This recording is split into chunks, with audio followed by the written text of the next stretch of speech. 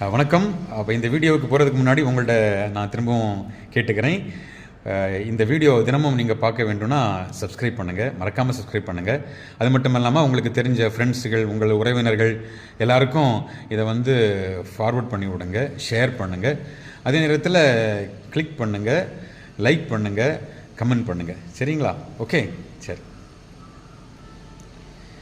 ஏங்க, நீங்கள் சிறிய வயதிலிருந்தே ஒரு சில நண்பர்களோடு நல்லா பழகியிருப்பீங்க.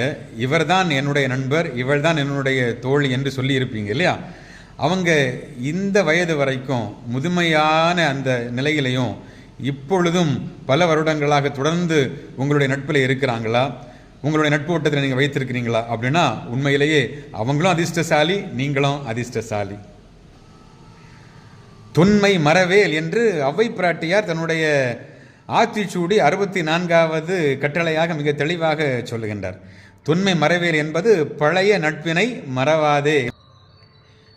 கிட்டத்தட்ட ஒரு 25 வருடம் கழித்து என்னுடைய நண்பரை சந்திக்க நேர்ந்தது. சந்தித்த உடனே ஓடி வந்து கட்டி அணைத்து, ஜோஸ் எப்படி இருக்கிற அப்படின்னு சொன்னாப்புல. மற்றவங்க எல்லாரும் அப்படியே அதிர்ச்சி ஆச்சரியமாக பார்க்குறாங்க.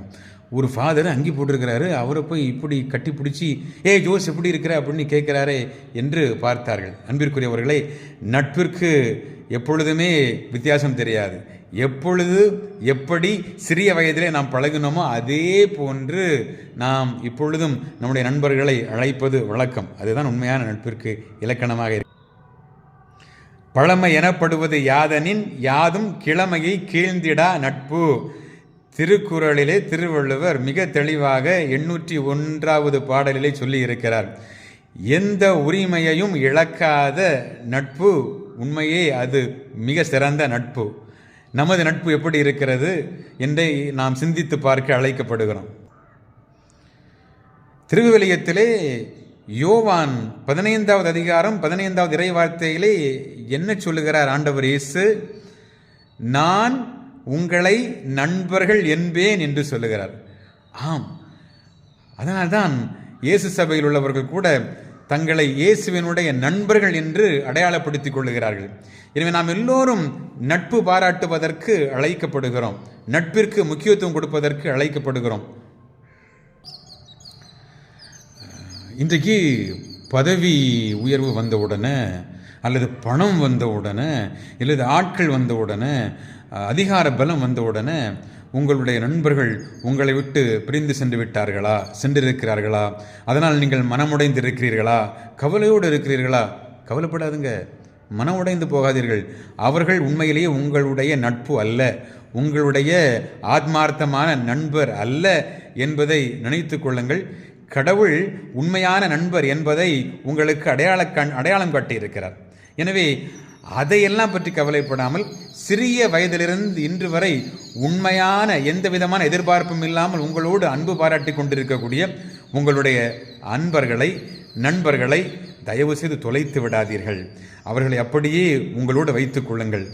அவர்களுடைய எல்லா தேவைகளிலும் நீங்கள் உதவி செய்யுங்கள். மட்டுமல்ல, நண்பர்களுக்காக உயிரை கொடுப்பதை விட மேலான அன்பு, சிறந்த அன்பு வேறு எதுவும் இல்லை என்று இயேசு கிறிஸ்துவே சொல்லியிருக்கிறார். எனவே அதை சொல்லி தன்னுடைய வாழ்விலை அனைவருக்காகவும் தன்னுடைய உயிரை ஈந்திருக்கிறார்.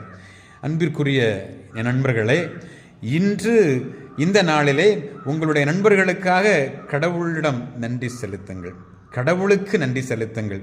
கடவுளிடம் அவர்களுக்காக வேண்டுங்கள். அவர்கள் நன்றாக இருக்க வேண்டும், எல்லா வளங்களையும் பெற வேண்டும் என்று அவர்களுக்காக வேண்டுங்கள். அதே நேரத்தில் நல்ல நண்பர்கள் யார் என்பது உங்களுக்கு தெரியும். நீங்கள் ஒருவேளை சிறிய தவறு செய்கிற பொழுது அதை கண்டுகொள்ளாமல் இருந்தால் அவர் நல்ல நண்பரா? இல்லை. நீங்கள் தவறு செய்கிற பொழுது, நீங்கள் அநீதி புரிகிற பொழுது, நீங்கள் தீமை செய்கிற பொழுது, நீங்கள் உண்மைக்கு எதிராக செயல்படுகிற பொழுது இது சரியல்ல, இதிலிருந்து நீ திருந்த வேண்டும், இதை கைவிட்டு விட வேண்டும், நீ உண்மையான பாதைகளை நடக்க வேண்டும், நீதியோடு செயல்பட வேண்டும், நேர்மையோடு இருக்க வேண்டும், நீ பாசத்தோடு இருக்க வேண்டும் என்று உங்களை நல்வழிப்படுத்துகிறவர் தான் உண்மையான நண்பராக இருக்க முடியும். எனவே அந்த நண்பர்களை உங்களுடைய இதயத்தில் வைத்துக் கொள்ளுங்கள். இன்றைக்கு ரொம்ப ஸ்பெஷலாக குறைந்தது ஒரு நண்பரையாவது நீங்கள் என்ன செய்யுங்க, நினைத்து அவருக்கு ஒரு அலைபேசி அழைப்பு விடுங்கள், அவரோடு பேசுங்கள். கடவுள் உங்களுக்கு கொடுத்த இந்த நண்பருக்காக அவரிடமும் நன்றி செலுத்துங்கள், கடவுளிடமும் நன்றி செலுத்துங்கள். இந்த நாள் இனிமையான நாளாக அமைய வாழ்த்துக்கள். நன்றி.